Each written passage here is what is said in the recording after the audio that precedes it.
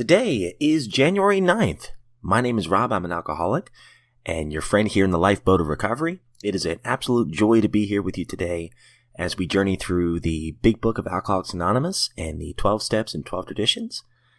Yesterday in the Big Book, we began reading Chapter 2, There is a Solution.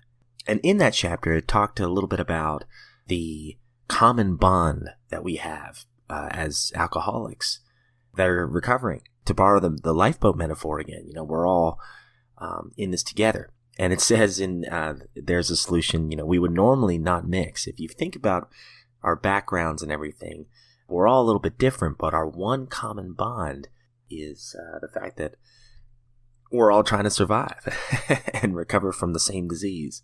So also in There's a Solution, we talked about the various types of drinkers. Today, we're going to find out a little bit more about the alcoholic drinker, because we heard about the moderate drinker, the heavy drinker. Now we're going to be talking about the alcoholic. So today we'll be reading There's a Solution, pages 21 through 25. And we will also be finishing up step 1 of the 12 Steps and 12 Traditions. That would be page 24. With all that said, let's get to the book. But what about the real alcoholic? He may start off as a moderate drinker. He may or may not become a continuous hard drinker. But at some stage of his drinking career, he begins to lose all control of his liquor consumption once he starts to drink. Here's the fellow who has been puzzling you, especially in his lack of control. He does absurd, incredible, tragic things while drinking. He is a real Dr. Jekyll and Mr. Hyde. He is seldom mildly intoxicated. He's always more or less insanely drunk. His disposition while drinking resembles his normal nature, but little. He may be one of the finest fellows in the world, yet let him drink for a day and he frequently becomes disgustingly and even dangerously antisocial. He has a positive genius for getting tight at exactly the wrong moment, particularly when some important decision must be made or engagement kept. He is often perfectly sensible and well-balanced concerning everything except liquor. But in that respect he is incredibly dishonest and selfish. He often possesses special abilities, skills, and aptitudes, and has a promising career ahead of him. He uses his gifts to build up a bright outlook for his family and himself. And then he pulls the structure down on his head by a senseless series of sprees. He is the fellow who goes to bed so intoxicated he ought to sleep the clock around. Yet early the next morning, he searches madly for the bottle he misplaced the night before. If he cannot afford it, he may have liquor concealed all over his house to be certain that no one gets his entire supply away from him to throw down the wastepipe. As matters grow worse, he begins to use a combination of high-powered sedative and liquor to quiet his nerves so that he can go to work. Then comes the day when he simply cannot make it and gets drunk all over again. Perhaps he goes to a doctor to give him some morphine or some sedative which to taper off. Then he begins to appear at hospitals and sanitariums. This is by no means a comprehensive picture of the true alcoholic, as our behavior patterns vary. But this description should identify him roughly. Why does he behave like this? If hundreds of experiences have shown him that one drink means another debacle with all of its attendant suffering and humiliation, why does he take that one drink? Why can't he stay on the water wagon? What has become of the common sense and the willpower that he still sometimes displays with respect to other matters? Perhaps there will never be a full answer to these questions. Opinions vary considerably as to why the alcoholic reacts differently from normal people. We're not sure why. Once a certain point is reached, little can be done for him. We cannot answer that riddle. We know that while the alcoholic keeps away from the drink, as he may do for months or years, he reacts much like other men. We are equally positive that once he takes any alcohol whatever into his system, something happens, both in the bodily and mental sense, which makes it virtually impossible for him to stop. The experience of any alcoholic will abundantly confirm this. These observations would be academic and pointless if our friend never took the first drink, thereby setting the terrible cycle in motion. Therefore, the main problem of the alcoholic centers in his mind rather than his body. If you ask him why he started on that last bender, the chances are he'll offer you any one of 100 alibis. Sometimes these excuses have certain plausibility, but none of them really make sense in the light of the havoc an alcoholic's drinking bout creates. They sound like the philosophy of the man who, having a headache, beats himself on the head with a hammer so that he can't feel the ache. If you draw this fallacious reasoning to the attention of the alcoholic, he'll laugh it off, or become irritated and refuse to talk. Once in a while, he may tell the truth. And the truth, strange to say, is usually that he has no more idea why he took that first drink than you have. Some drinkers have excuses with which they are satisfied part of the time. But in their hearts, they really do not know why they do it. Once this malady has a real hold, they're a baffled lot. There is the obsession that somehow, someday, they will beat the game. But they often suspect that they are down for the count. How true this is, few realize. In a vague way, their families and friends sense that these drinkers are abnormal. But everybody hopefully awaits the day when the sufferer will rouse himself. That happy day might not arrive. He has lost control.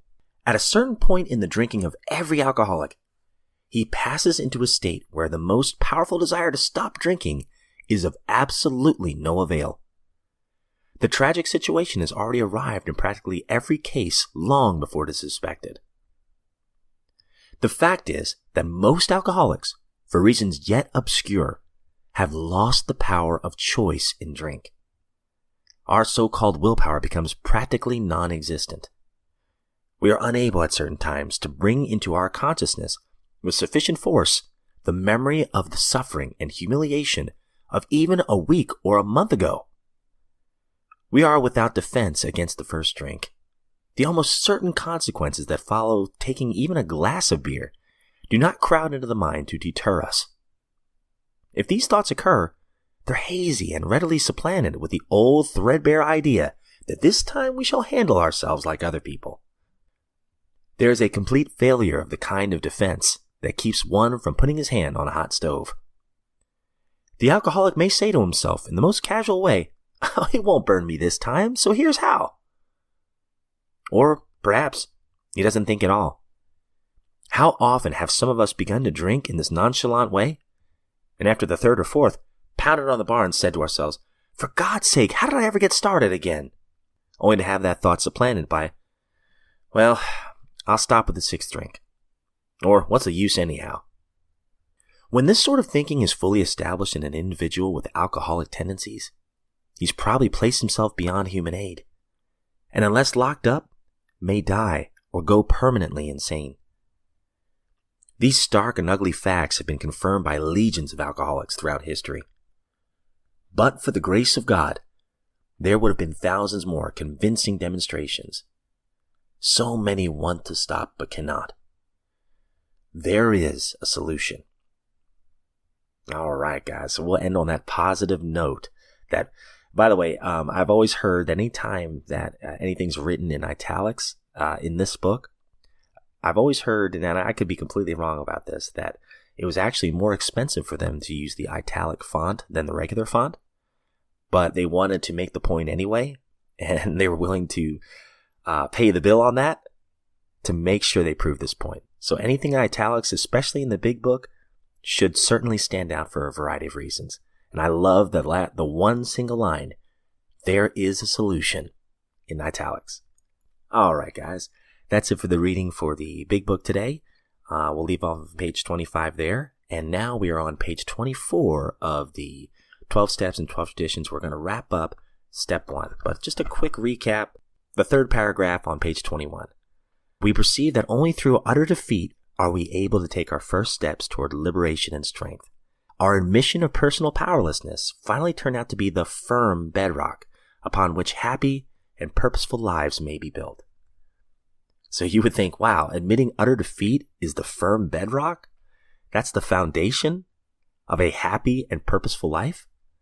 That's a hard thing to swallow for some folks, myself included, but it certainly has proven to be true in my life. I can say that from my own experience. And I just love that last part, happy and purposeful lives may be built. And also, yesterday we read about the fatal progression of the disease. And it talked about the various ways that people hit rock bottom, and how some people, that rock bottom's a little bit deeper than others. but by listening to those who have gone through literal hell, as the book calls it, hopefully they can prevent other people from digging closer to their grave. So he talked about that a little bit yesterday, and now we'll be wrapping up the rest of step 1. So page 24, guys, let's get to the book. Why all this insistence that every AA must hit bottom first? The answer is that few people will sincerely try to practice the AA program unless they have hit bottom. For practicing AA's remaining 11 steps means the adoption of attitudes and actions that almost no alcoholic who's still drinking can dream of taking. Who wishes to be rigorously honest and tolerant? Who wants to confess his faults to another and make restitution for the harm done?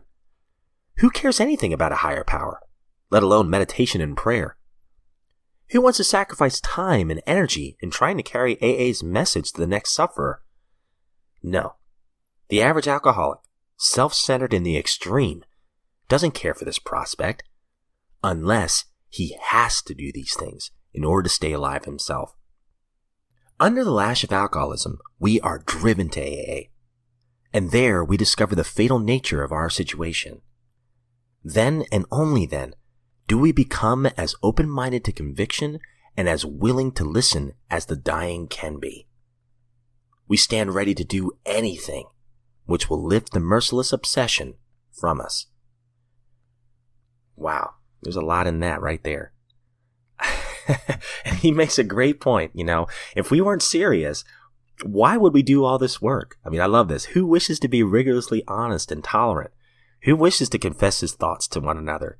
Who cares about a higher power, the idea of a higher power, and meditation and prayer, and sacrifice of trying to carry out the message? Well, the ones who care are the ones desperate enough to actually be open-minded and try something new. That alcohol is a matter of life and death to the alcoholic. And people who've hit that bottom and realize that, hopefully they'll realize, okay, I've got to do something different. I will do anything to stop. All right, that's all the reading we're going to do today, guys. We will be close to wrapping up. There is a solution tomorrow, and we will begin again step 2 of the 12 and 12 tomorrow as well. And again, it's just a honor to be in this lifeboat of recovery with you. And we will see you back here tomorrow.